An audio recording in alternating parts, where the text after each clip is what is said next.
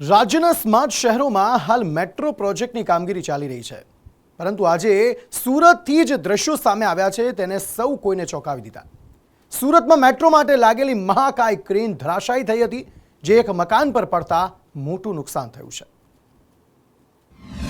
સુરતના નાના વરાછા વિસ્તારમાં મેટ્રો પ્રોજેક્ટની કામગીરી દરમિયાન હાઇડ્રોલિક ક્રેન ધરાશાયી થયાની ઘટના બની હતી।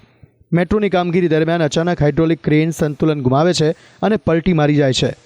महाकाय क्रेन एक मकान पर पड़ता तेने भारे नुकसान थयुं छे।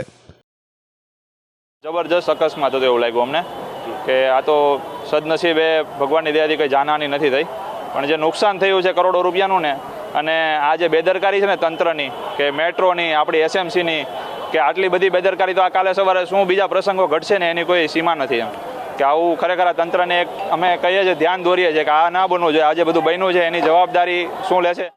दुर्घटना बाद फायर विभागनी टीम और मेट्रो प्रोजेक्टना अधिकारीओ घटना स्थल पर दौड़ी आव्या हता।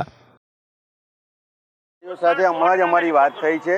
આ એક ગર્ડર લોન્ચ કરતી વખતે આ દુર્ઘટના બની છે, જેને કારણે એક બંધ મકાન પર આખું ગર્ડર પડી ગયું છે, પણ સદનસીબે કોઈ જાનહાનિ નથી થઈ। આપણે મેટ્રોના અધિકારીઓને તાકીદ કરી છે કે ભવિષ્યમાં કોઈ પણ આવા ગર્ડર તમે જ્યારે પ્લાન્ટ કરતા હો ત્યારે વ્યવસ્થિત તકેદારીના ભાગરૂપે યોગ્ય તકેદારી લઈને આ કામગીરી કરવામાં આવે, જેથી આવી કોઈ પણ દુર્ઘટના નહીં બને।